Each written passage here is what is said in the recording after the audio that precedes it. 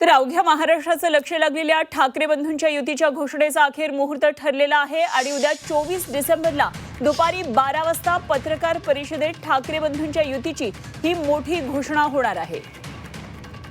आणि या संदर्भात आमच्या प्रतिनिधी मनशी पाठक सध्या मनसेचे नेते यशवंत किल्लेदार यांच्याबरोबर बोलतात। थेट जाऊया।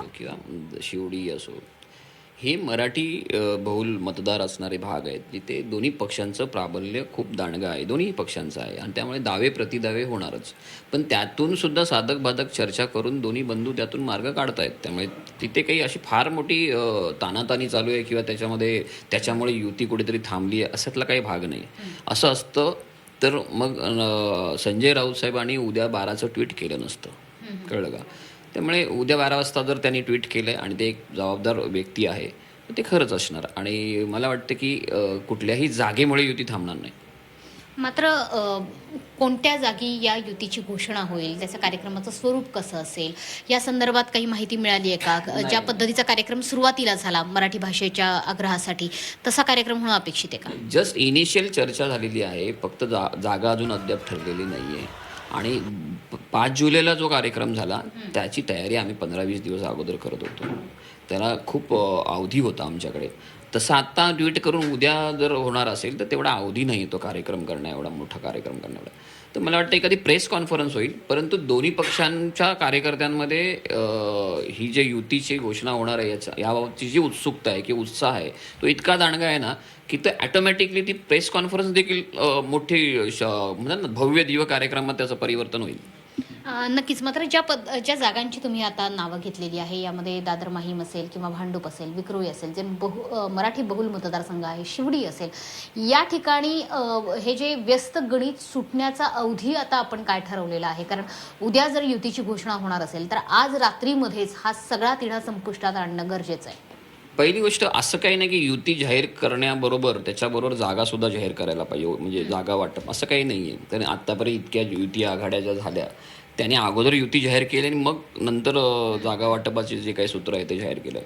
तर मला वाटतं की आणि तरी देखील जरी नुसती उद्या युती जाहीर झाली आणि जागा वाटपाचं नाही झालं तरी देखील येत्या 2 दिवसात संपूर्ण जागा वाटपसुद्धा जे काही अंतिम टप्प्यावर आहे ते सुरळीतपणे ते सुद्धा जाहीर होईल। नक्कीच। जे मराठी बहुल मतदारसंघ आहे त्यामध्ये मनसेने सुद्धा बरेच वर्ष कष्टाने असे मतदारसंघ बांधलेले आहेत, त्यांचे बालेकिल्ले झालेले आहेत आणि सोबतच उद्धव ठाकरेंकडचे अनेक इच्छुक उमेदवार सुद्धा त्यावरती दावा करता आहेत। अशा वेळी बंडखोरी होण्याची शक्यता आहे का? बंडखोरी की बलिदान असे जर 2 पर्याय असतील तर दोन्हीकडचे कार्यकर्ते, दोन्हीकडचे सैनिक कोणता पर्याय निवडतील? मी तुम्हाला एक गोष्ट सांगतो की आमच्याकडे दोन्ही पक्षांकडे जे कार्यकर्ते आहेत ना ते ठाकरेंवर प्रेम करणारे कार्यकर्ते आणि मला जो अनुभव आहे इतक्या वर्षात, कारण मी दोन्ही पक्षात काम केलेलं आहे, की जो ठाकरेंवर प्रेम करणारा कार्यकर्ता आहे ना तो बलिदानासाठीच तयार असतो नेहमी। तर बंडखोरी वगैरे फार मोठ्या प्रमाणात काय अशी होईल असं मला वाटत नाही। स्वतः यशवंत किल्लेदारांना बलिदानाची वेळ आली तर तशी तयारी आहे का? हो, अगदी राज ठाकरे साहेबांना अगदी झोपेत जरी तुम्ही विचारलत ना किंवा मला किंवा त्यांना देखील की यशवंत दुसरीकडे कुठे चाललं आहे तर खरं वाटणार नाही, कारण त्यांना माहिती की यशवंत कुठे जाणार नाही आणि पक्षासाठी साहेबांसाठी आम्ही नेहमीच बलिदान केलेलं आहे, दिलेलं आहे आणि यापुढेही देऊ।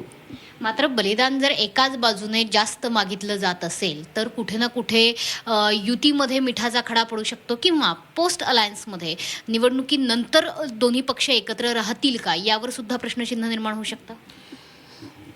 जर युती होते आहे, जागा वाटप जर सुरळीतपणे होत आहे तर हा प्रश्नच येणार नाही आणि मला माझ्या बाबतीत जर म्हणायचं झालं तर मला माझ्या नेत्यावर खूप दांडगा विश्वास आहे। नेते सांभाळून घेतील असं तुम्हाला वाटतं? नक्कीच नक्कीच।